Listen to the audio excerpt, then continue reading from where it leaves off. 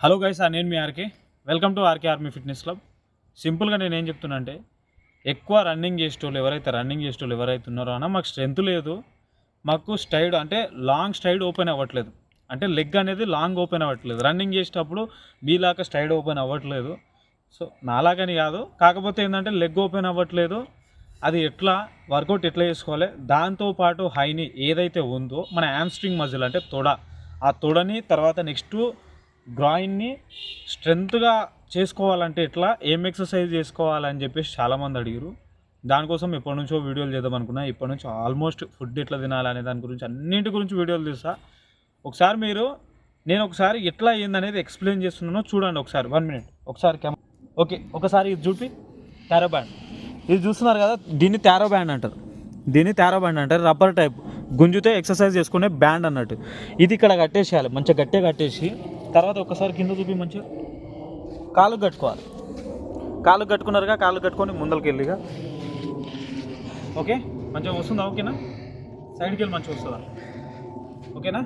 So మనం వీలైనంత వరకు ముందుకు రావాలి. ముందుకు వచ్చేసి ఏం చేయాలి, సేమ్ హైని ఎట్లా చేస్తామో హైని టైప్. 1 2 3 4 5 6 ఒక్కసారి అబ్జర్వ్ చేయండి. ఈ హైట్ రావాలి. ఓకే, ఈ హైట్ ఎప్పుడైనా మనకు ఈ హైట్లో రావాలి. దాదాపుగా 3.5 feet హైట్ చూడండి. గో. ఓకే, సో ఈ హైట్ అన్నట్టు. ఒకసారి సైడ్కి వెళ్ళి చూపిస్తాడు చూడండి. ఓకేనా? 1 2 3 4 ఇంకా దగ్గర. ఇంకా స్ట్రెంత్ కావాలనుకుంటే రబ్బర్కి ఇంకా డిస్టెన్స్ ఎక్కువ దూరం జరిగి కొద్దిగా చూసుకోవాలి మన తెగిపోకుండా.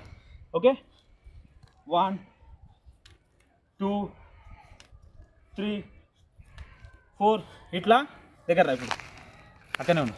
ఓకే, దగ్గర ఇట్లా దాదాపుగా 100 repetitions, 100 స్ట్రైడ్స్ ముందలు కనాలి.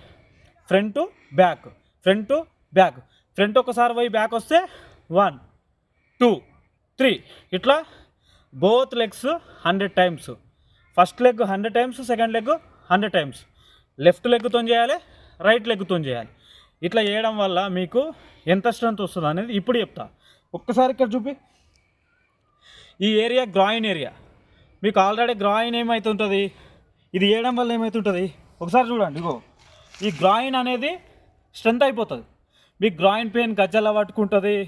సో స్ట్రెంత్ లేదు అది అంటారు చూసినా. రన్నింగ్ చేసేటప్పుడు ఈజీగా ఉంటుంది అన్నట్టు, ఇక సింపుల్గా చేయొచ్చు అన్నట్టు మీరు.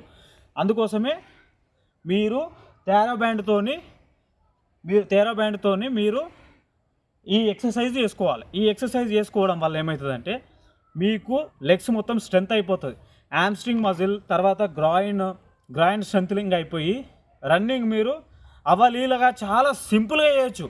కానీ ఏదో అన్న ఈరోజు చేసినాం, రేపు పొద్దుగాల రన్నింగ్ చేయలేకపోతున్నాం, ఎల్లుండి చేయలేకపోతున్నాం అంటే కాదు. ఇది ఒక పార్ట్ అంతే.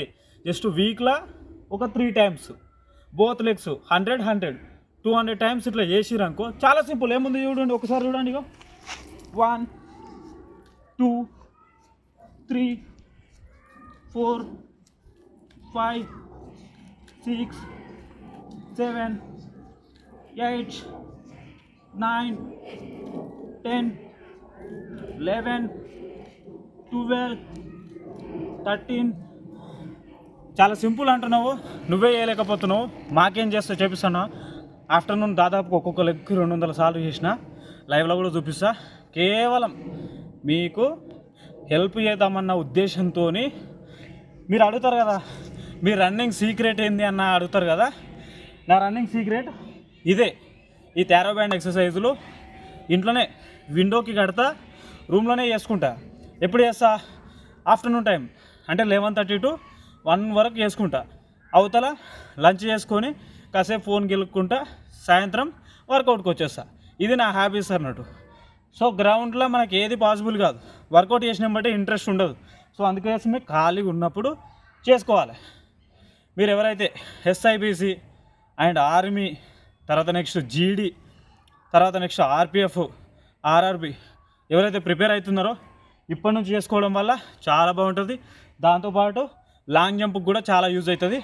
లాంగ్ జంప్ దూకేటప్పుడు మీకు తెలుస్తుంది దీని విలువ ఏందనేది.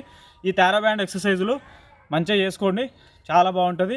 నా వీడియో నచ్చినట్లయితే లైక్ అండ్ షేర్, సబ్స్క్రైబ్ చేసి నన్ను సపోర్ట్ చేయండి. Thank you very much. Love you అందరికీ. జై జవాన్ జై కిసాన్. ఒకసారి